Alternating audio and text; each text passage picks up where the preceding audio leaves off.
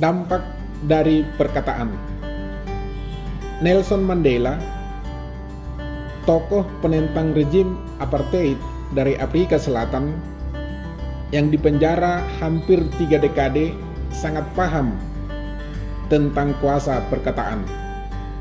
1 dekade setelah pembebasannya, Mandela berkata, "Bukan kebiasaan saya untuk berkata-kata dengan sembarangan. Pengalaman selama 27 tahun mendekam di penjara telah mengajar kami untuk menggunakan kesunyian dari kesendirian guna memahami betapa berharganya perkataan dan betapa kuat dampak perkataan terhadap hidup atau mati seseorang." Perkataan kita berkuasa. Perkataan yang menyenangkan adalah seperti sarang madu, manis bagi hati dan obat bagi tulang-tulang, sebagaimana disebutkan dalam Amsal 16 ayat 24. Perkataan kita memiliki kuasa yang nyata. Allah bahkan berbicara untuk menjadikan semuanya dengan perkataan atau berfirman. Kita adalah bagian, gambar, dan rupanya.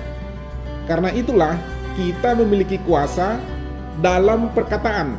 Melalui perkataan kita dapat melakukan melebihi sekedar menyampaikan informasi. Perkataan memiliki kuasa untuk menghancurkan atau membangun kembali, sebagaimana di dalam Amsal 12 ayat 6.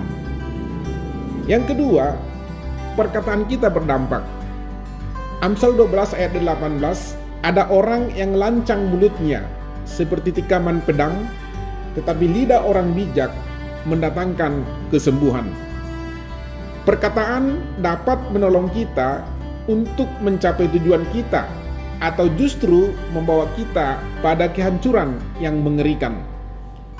Amsal 15 ayat 4, lidah lembut adalah pohon kehidupan, tetapi lidah curang melukai hati. Setiap apa yang kita katakan memiliki konsekuensi. Kita dapat membawa sebuah inspirasi dan kebahagiaan kepada yang lain melalui ucapan kita, atau kesedihan dan luka hati kepada orang karena perkataan kita.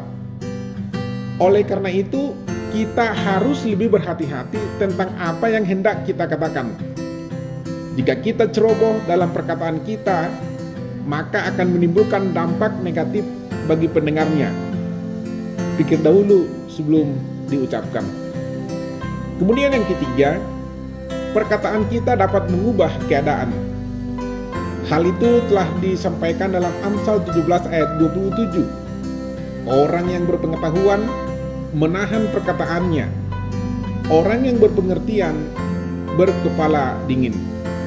Jika kita tidak berkata-kata dengan hati-hati, mengakibatkan kita tidak dapat berkomunikasi dengan mereka ke depannya.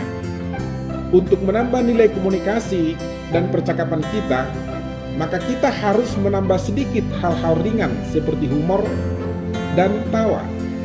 Hal itu diperingatkan dalam Amsal 17 ayat 22. Hati yang gembira adalah obat yang manjur, tapi semangat yang patah mengeringkan tulang. Adalah penting untuk memilih subjek dari percakapan pada waktu dan tempat yang tepat. Kata-kata adalah hal penting karena kita akan mempertanggungjawabkannya di hadapan Tuhan.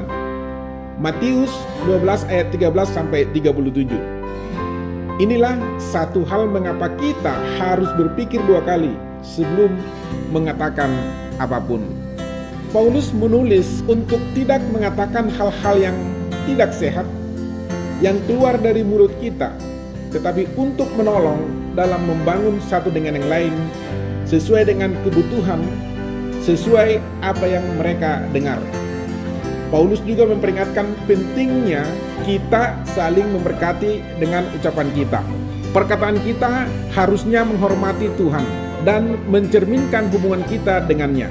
Dalam Yakobus 3 dengan jelas dituliskan bahwa lidah kita bagaikan api, kata-kata jahat dan penuh dengan bisa racun. Yakobus 3 ayat 16. Perkataan yang merusak bisa dipakai iblis untuk menjatuhkan kita dan orang lain di sekeliling kita.